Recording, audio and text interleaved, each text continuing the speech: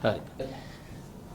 මම වෛද්‍ය චමිල් විජේසිංහ රජ වෛද්‍ය නිලධාරීන් සංගමේ සහකාර ලේකම් සහ මාධ්‍ය ප්‍රකාශක. අද දවසේ මේ මාධ්‍යමෝ කැඳවලා තියෙන්නේ නිදහස් සෞඛ්‍ය සේවාව සහ වෛද්‍යවරුන්ගේ ගැටලු සම්බන්ධයෙන් සෞඛ්‍ය අමාත්‍යාංශය ලබා දුණු ලිඛිත එකගතාවයන් දිගින් දිගටම උල්ලංඝනය කිරීමේ පසුබිමක ඒ සම්බන්ධයෙන් ක්‍රියාත්මක කිරීමට යෝජිත වුණු වෘත්තීය ක්‍රියාමාර්ග සම්බන්ධයෙන් වුණු අවසන් තීන්දුව తీරන ප්‍රකාශයටපත් කිරීම තමයි අද මේ මාධ්‍යමයේ අරමුණ බවටපත් වෙන්නේ.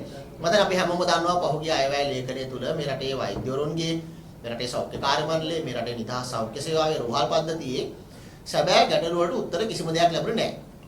ඒක හැමදෙනාම පිළිගන්න කාරණයක්. ඒකට හේතු කාරණා මොනවද? ඇයි එහෙම කළේ?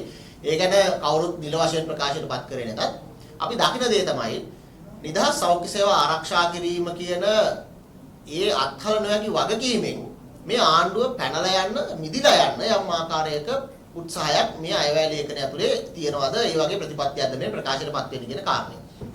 කොහොම වුණත් නිදහස් සෞඛ්‍ය සේවාව ආරක්ෂා කරන්න, වෛද්‍යවරුන් ආරක්ෂා කරගන්න, වෛද්‍යවරුන් රට තුළ රඳවා ගැනීම දිරිමත් කිරීම කියන කාරණා සම්බන්ධයෙන් යම් ඉල්ලීම් කීපයක් පදනම් කරගනිමින් රජ වෛද්‍ය නිලධාරීන්ගේ සංගමයේ ඉදිරියේ වෘත්තීය ක්‍රියාමාර්ග ගණනාවක් දියත් කරා. එහි ප්‍රතිඵලයක් විදිහට සෞඛ්‍ය අමාත්‍යතුමා ලිඛිතව යම් කරුණු කාරණා සම්බන්ධයෙන් එකගතාවයන් ලබා දුන්නා.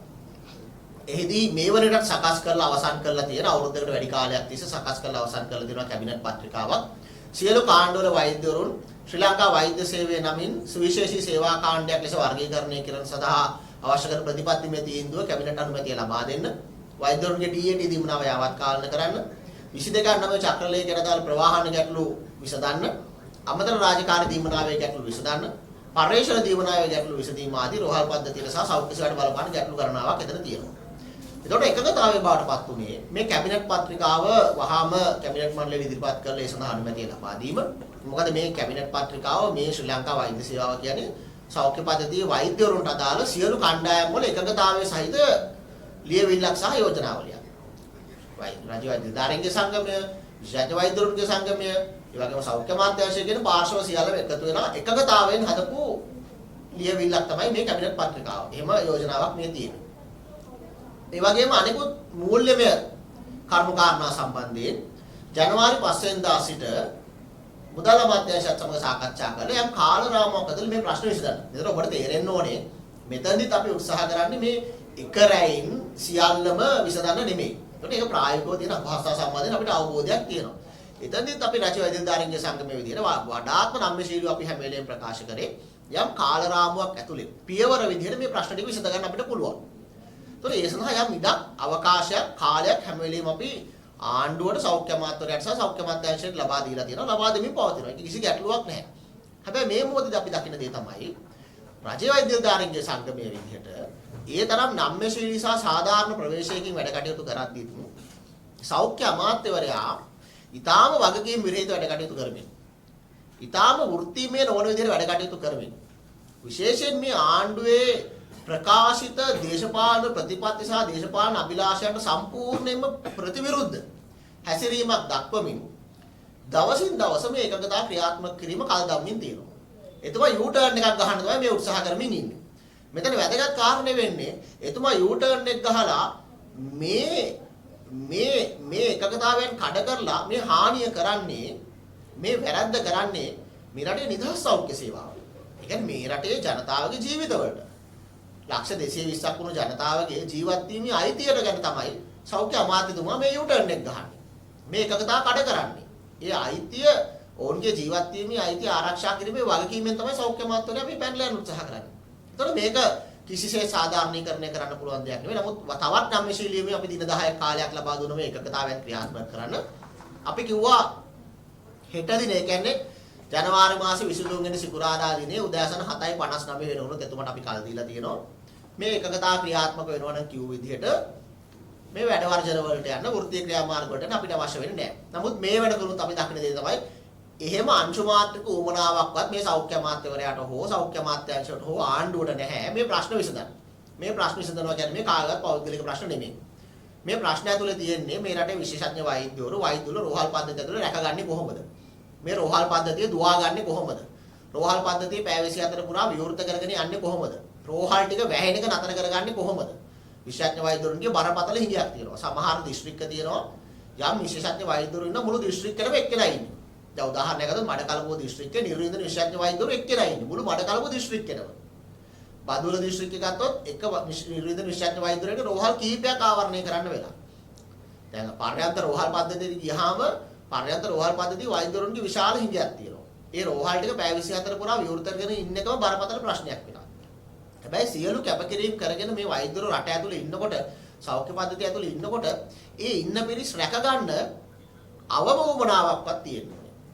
කියන්නේ අවම වශයෙන් උත්සාහයක්වත් දරන්න ඕනේ ආණ්ඩුවක් විදියට. අපිට පේන්නේ නැහැ මේ ආණ්ඩුවට හිමු වමනාවක් හෝ උත්සාහයක් දරන්න අවස්ථාවක් තියෙනවා කියලා. දැන් මේ මොහොතේ අපි ඉන්නේ බංකොලොත් රටක නම් මේ මොහොතේ අපි ඉන්නේ 2022 23 වර්ෂය වගේ තත්ත්වයක නම් මේ මොහොතේ අපි ඉන්නේ හිස් වෙච්ච භාණ්ඩාගාරයක් තියෙන රටක නම් අපිට තව හිතන්න පුළුවන්.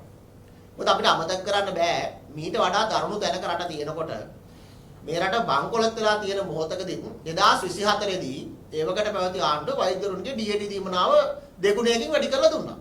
මොකද ඒවකට පැවති ආණ්ඩුව තීරණය කළා Tamanගේ ඒ ආර්ථික ක්‍රියාදාමයේ ප්‍රමුඛතාවයක් විදිහට සෞඛ්‍ය පද්ධතිය ආරක්ෂා කර ගන්න ඕනේ. සෞඛ්‍ය පද්ධතිය රෝහල් පද්ධතිය ආරක්ෂා කර ගන්න වෛද්‍යවරු ටික රැක ගන්න ඕනේ.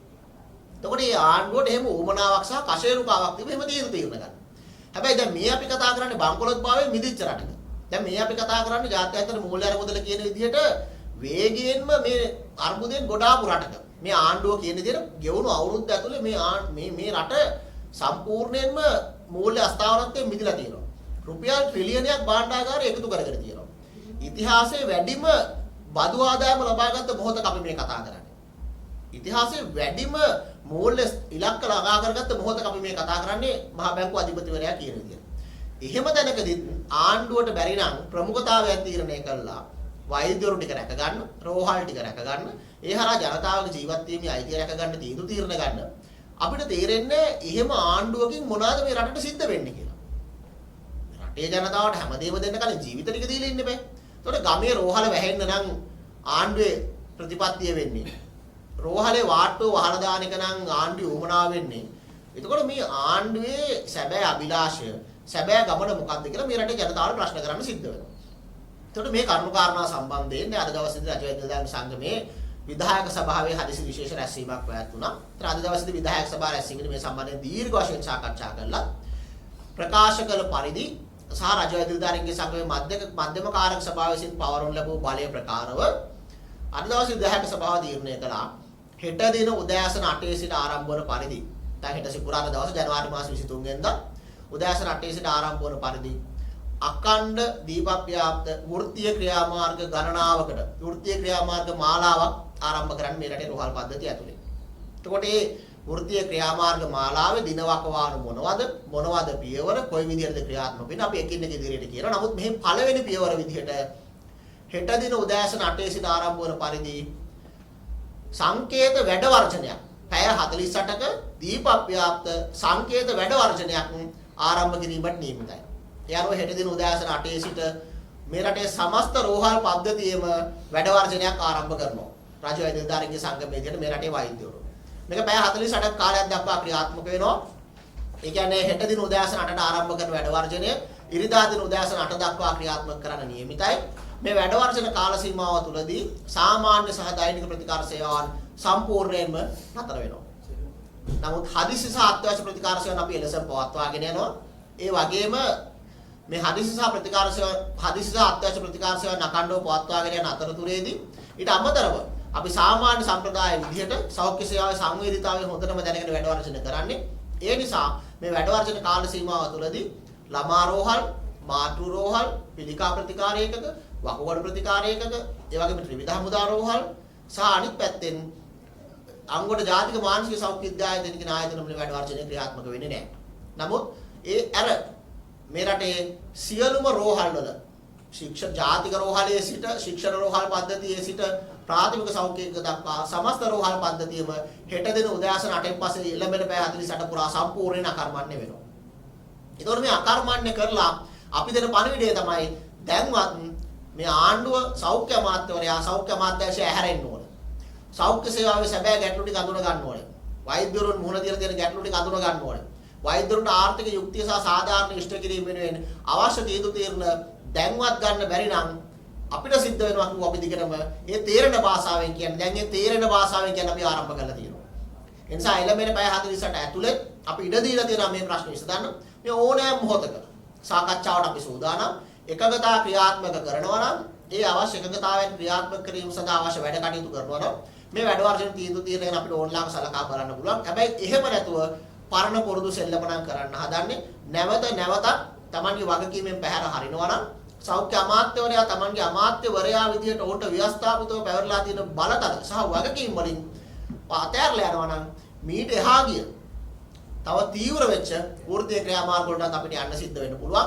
අපි කිව්වා වගේ මේ පැය 48ක සංකේත දීපව්‍යාප්ත වැඩ වර්ෂණය ඇවිල්ලා මේ අඛණ්ඩ වෘත්තීය සමිති ක්‍රියාමාර්ග මාලාවේ පළවෙනි පියවර විතරයි.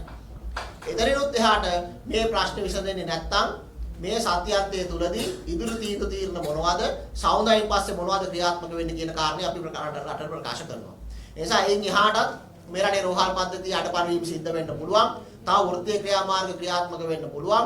මේ තියෙන රෝහල් පද්ධතියේ ගැටලු ඇති වෙන්න පුළුවන්.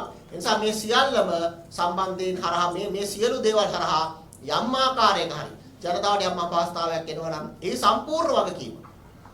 සම්පූර්ණ වගකීම මේ ආණ්ඩුව සෞඛ්‍ය අමාත්‍යවරයා සහ සෞඛ්‍ය අමාත්‍යාංශය බාර ගන්න ඕනේ. මොකද ඕන තරම් කාල දුන්නා. පහුගිය නොවැම්බර් මාසේ සාකච්ඡා පටන් ගත්තේ. නොවැම්බර් මාසේ අයවැයෙන් මාස 3කට කලින් ඉඳන් යෝජනා ලබා දුන්නා. ප්‍රශ්න ටික කිව්වා. ඒවට උත්තර නැහැ. දිගටම සාකච්ඡා කරා. එකගතාවයන් වලට එළඹුණා. ඒ නිසා වෘත්තීය ක්‍රියාමාර්ග අන්තිටෙව්වා. එකගතාවයන් වලට එළඹුණාට පස්සේ ඒවා ක්‍රියාත්මක කරන්න කාල දුන්නා. එකගතා කඩ කරා. කඩ කරපු එකගතාවයන් ගැන යලි ක්‍රියාත්මක කරන්න ආයෙ කාල දුන්නා. ඒ නිසා මේ තරම් නම්‍යශීලී වෙලක් එහෙම තැනකදී මේ ආණ්ඩුව යලි යලිත් ඔප්පු කරමින් ඉන්නේ මේ රටේ වෛද්‍යවරුන්ට කම් දෙන්න මේ ආණ්ඩුව සූදානම් නැහැ කියන කාරණේ. රාජ්‍ය නිලධාරීන්ගේ සංගමය කියන්නේ මේ රටේ වෛද්‍යවරු 23000කට අධික කණ්ඩායමකගේ සමාජිකත්වයේ සහිත මේ රටේ වෛද්‍යවරුන්ගේ එකම නියෝජිතයා. ඒතකොට මේ හරහා අපි කියන්නේ මේ රටේ වෛද්‍යවරු ටික රැක ගන්න. ඒ හරහා මේ රටේ රෝහල් පද්ධතිය රැක ගන්න. මේ රටේ සෞඛ්‍ය සේවාව රැක ගන්න. ආණ්ඩුව යලි යලිත් ලබා දෙන පණිවිඩය තමයි ආණ්ඩුව සූදානම් නැහැ වෛද්‍යවරුන්ට අහුම්කම් දෙන්න. ආණ්ඩුව සූදානම් නැහැ වෛද්‍යවරුන්ට සාකච්ඡා කරන්න. ආණ්ඩුව සූදානම් නැහැ වෛද්‍යවරුන්ගේ ප්‍රශ්න වලට අහුම්කම් දෙන්න වෛද්‍යවරුන්ගේ ප්‍රශ්න විසඳන්න. ඒ කියන්නේ ආණ්ඩුව දෙන පණිවිඩය තමයි මේ රටට විශේෂඥ වෛද්‍යවරුන් එපා කියන පණිවිඩය. ඒතකොට 2500 අධික පිරිසක් මේ රට අතහැරලා දාලා ගිහලා තියෙනවා. මේ මොහොතේ මේ රටේ වෛද්‍යවරුන් අහිමිමින් යන්නේ 5000කට අධික පිරිසක් ඉන්නවා Tamanගේ සුදුසුකම් සපුරගෙන ඕනෑම වෙලාවක විදේශගත වෙන්න බලාගෙන. ඒතකොට ඒ පිරිසට සහ රට ඇතුළේ ඉතිරිලා ඉන්න 23000ට දෙන පණිවිඩය තමයි සහ මේ මොහොතේ වෛද්‍ය පීඨ ඇතුළේ ඉන්න දසදහස් සංඛ්‍යාත වෛද්‍යවරුන්ට වෛද්‍ය ශිෂ්‍යයින්ට දෙන පණිවිඩය තමයි මේ රටට වෛද්‍යවරු ඕනේ නැහැ කියන එක. ඒක තමයි මේ ආණ්ඩුව ගෙවුණු අවුරුදු එකමාර ඇතුලේ දවසින් දවස මේ රටට දීලා තියෙන පණිවිඩය. මේ රටේ වෛද්‍යවරුන්ට දීලා තියෙන පණිවිඩය. මොකද මේ මොහොතේ දැන් පහුගිය අයවැයේදී වෛද්‍යවරුන්ගේ වැටුපේ 3 එකක් අප්පාදු කරා. එතකොට Tamanට ලැබෙන්න ඕන වැටුපෙනොත් අතික අමතර රාජකාරී දීවනායලුණු වෙනොත් 3න් 2යි වෛද්‍යවරුන්ට ලැබෙන්නේ. එතකොට ඒ ලැබෙන වැටුපෙනොත් 6න් එකක් ආයි බදු විදිහට කපා ගන්න. එතකොට මේ එහෙම පසුබිමක මේ රටේ වෛද්‍යවරු රාජකාරී කරන්නේ. නිල නිවාසයක් නැහැ, ඉන්න තැනක් නැහැ, වැඩ කරන තැන මේසයක් පුටුවක් නැහැ. එක්කෝ වනාලී ඉන්නවා, සර්පයෝ ඉන්නවා රෝහල් ඇතුලේ. ඊළඟට තර්ජන වෛද්‍යවරුන්ට ආරක්ෂාව සම්බන්ධ ගැටලු තියෙනවා. සමහරට කන්න තැනක් නැහැ. මේ සියලු දුෂ්කරතා විඳලා ගැනීමෙන් වෛද්‍යවරු වැඩ කරනකොට මේ ආණ්ඩුව දෙන පරිවිඩය තමයි මේ වෛද්‍යවරුන් සම්බන්ධයෙන් මුකුත් කරන්න මේ ආණ්ඩුව සූදානම් නැහැ කියන එක. එතකොට එහෙමනම් ආණ්ඩුවට එහෙම සූදානමක් ඇති වෙන්න ආණ්ඩුවට එහෙම දැනෙන්න අපිට සිද්ධ වෙනවා ආණ්ඩුව ඉල්ලන භාෂාවෙන් උත්තර දෙන්න. ඒ නිසා ඒ භාෂාවෙන් උත්තර දෙන්න අපි පටන් ගන්න තියෙනවා. හැබැයි ආණ්ඩුවට අපි තාම කල් දීලා තියෙනවා. ජනාධිපතිතුමාට සෞඛ්‍ය මාත්‍යතුමාට අපි කල් දීලා තියෙනවා. ඕනෑම මොහොතක සාකච්ඡා කරන්න, එකගතාවයන්ට එළඹෙන්න, එළඹුණු එකගතාවයන් ක්‍රියාත්මක කරන්න, වැඩ වර්ජන සහ වෘත්තීය ක්‍රියාමාර්ග සම්බන්ධයෙන් සලකා බලන්න, තීන්දුව తీරන ගැන යලි සාකච්ඡා කරන්න අපි ඕනෑම මොහොතක සූදානම්. ඒ නිසා මේ මොහොතේදී අපිට තියෙන කාරණේ තමයි මේ ප්‍රකාශ කරපු විදිහට හෙට දින උදෑසන 8 සිට අඛණ්ඩ වෘත්තීය ක්‍රියාමාර්ග මාලාවක් ආරම්භ කරන සමස්ත දිවයිනම ක්‍රියාත්මක කරන පරිදි මේ පළවෙනි පියවර විදිහට හෙට දින උදෑසන 8 සිට පැය 48ක දීපව්‍යාප්ත සංකේත වැඩ වර්ජනයක් ආරම්භ කරන සමස්ත රෝහල් පද්ධති මාවරණය වෙන පරිදි හැබැයි මෙතනිනුත් එහාට ආණ්ඩුව නිදහස් සෞඛ්‍ය ආරක්ෂා කිරීමේ, වෛද්‍යවරුන් ආරක්ෂා කිරීමේ, ජනතාවගේ ජීවත් වීමේ අයිතිය ආරක්ෂා කිරීමේ වගකීමෙන් පැනලා යනවා නම්, Tamanගේ කාර්යභාරයෙන් පැනලා යනවා නම් නිදහස් සෞඛ්‍ය ආරක්ෂා කිරීම වෙනුවෙන්, මේ රටේ ජනතාවගේ ජීවිත ආරක්ෂා කිරීම වෙනුවෙන් මේන් එහාට ගිහිල්ලා මේ රටේ නිදහස් සෞඛ්‍ය සේවා ආරක්ෂා කිරීම වෙනුවෙන් කැපවෙන සියලු කණ්ඩායම්, සියලු පාර්ශ්ව එකතු කරගනිමින් මිට දැවැන්ත පුළුල් පෙරමුණක් වඩපත් කරමින් අවශ්‍ය ක්‍රියාමාර්ග වලට අපි සූදානම් කියන කාරණේ අද දවසේදී අපි පරිවිඩය ලබා දෙනවා.